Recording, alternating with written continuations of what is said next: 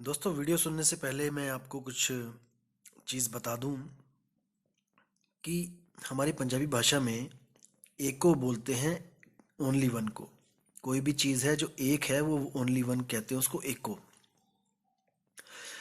जैसे आपने कोई सामान लेने जाना है किसी दुकान पे, अगर आपने एक ही चीज़ लेके आनी है, केवल मान के चलो एक सेब लेके आना है, तो आपको दुकानदार पूछेगा कि पंजाबी में, हाँ कितने चाहिए सेब, यानी कितने सेब चाहिए, तो आप कहोगे इक्को ही दे दो मैनू।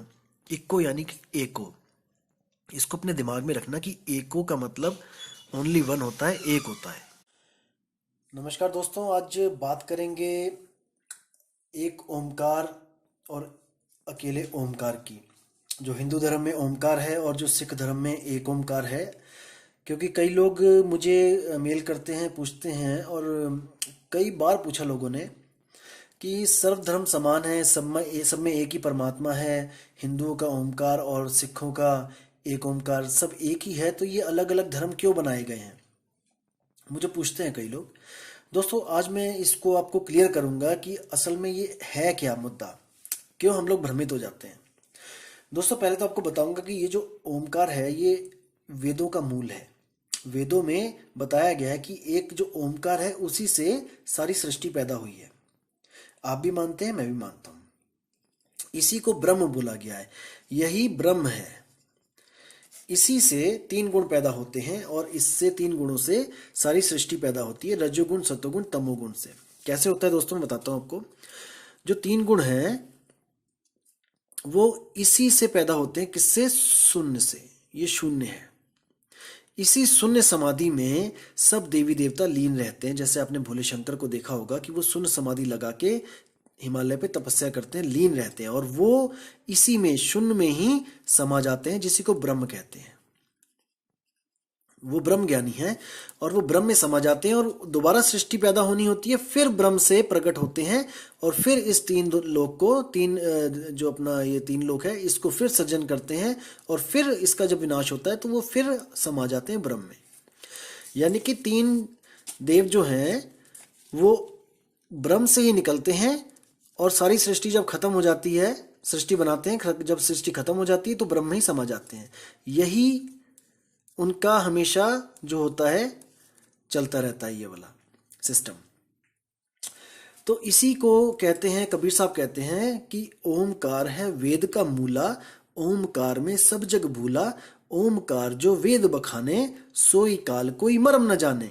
यही कबीर साहब की वाणियों में इसी को काल बोला गया है। काल का मतलब होता है जो सारी सृष्टि को पैदा करे और उसी का विनाश कर दे, वही काल है। ब्रह्म ही काल है। अब आते हैं बाबा नानक जी के एक ओंकार पे। दोस्तों, पहली बात तो आपको बताऊंगा कि ये एक ओंकार नहीं है, ये है एक और ओ। एको, जैसे लिखेंगे एक और ओ, एको। तो ये क्या है, इसका मूल सिद्धांत क्या है आपको बताता हूं। जैसे बाबा नानक जो थे, पहले ओम सोहम का जाप करते थे। अपना वेदों और पुराणों से वो काफ़ी प्रभावित थे, गीता से प्रभावित थे। उसी के आधार पे वो नाम जपा करते थे, सिमरन किया करते थे। लेकिन जब उनको बेई नदी पे परमात्मा मिले तो उन्होंने जब सारा भेद बताया उनको कि ओमकार से मुक्ति नहीं हो सकती है, तब बाबा नानक को जो मूल ज्ञान हुआ, तब उन्होंने इस ओमकार को त्याग दिया। तब उन्होंने जो नया मूल मंत्र बताया था वो क्या है? एक परमात्मा जो इन तीनों को पैदा करने वाले काल, ब्रह्म, यानी ये तीन है, ब्रह्मा विष्णु महेश, सतोगुण रजोगुण तमोगुण, इन तीनों को पैदा करने वाले का जो आदेश चलता है वो इनके ऊपर चलता है। इसको बैठा दिया बिल्कुल ऊपर ले जाके सिर पे, कि ये हुक्म देगा तभी ये तीन काम करेंगे, सृष्टि पैदा करेंगे। तो जो इनका बाबा नानक का जो परमात्मा है वो चौथे के आगे ककार लगा दी इन्होंने, यानी कि इसका कोई अंत नहीं है, ये इनफाइनाइट है। तो ये है पांचवा। तीन तो ये हो गए ये, और ये जो बैठा है ऊपर ये है चौथा, और यहां से इसके भी ऊपर जिसका हुक्म चलता है ये चौथा है काल, और यहां से इसके ऊपर भी जो हुक्म चलता है ये है अकाल। इसको कहेंगे पांचवा। तो साहिब भी कहते हैं कि तीन देव को सब जग ध्यावे, चौथे देव का मरम न पावे। इसको भी प्राप्त करना बहुत बहुत बहुत मुश्किल है। यही वो निराकार है। इसी को ब्रह्म कहते हैं। तीन देव को सब जग ध्यावै, चौथे देव का मरम न पावै, चौथा छोड़ पंचम को ध्यावै, तब प्राणी निज घर को पावै। ये पंचम क्या है? यही है सतनाम।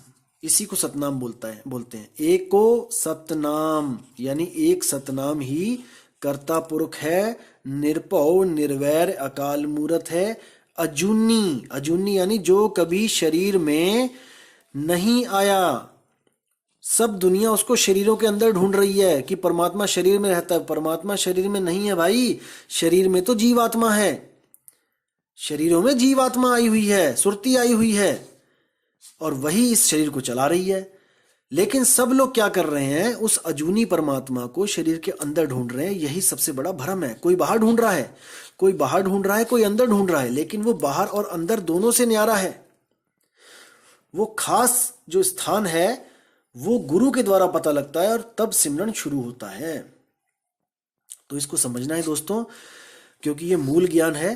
कबीर साहब कहते हैं कि इसी काल की वजह से आप बार बार जन्म मरण में आ रहे हो। तो हमें पता होना चाहिए कि काल कौन है। ये ओमकार ही काल का रूप है। इसी से तीन शक्तियां पैदा होती हैं माया के द्वारा, ब्रह्मा विष्णु महेश। इसी से आगे पूरा दुनिया बन जाती है।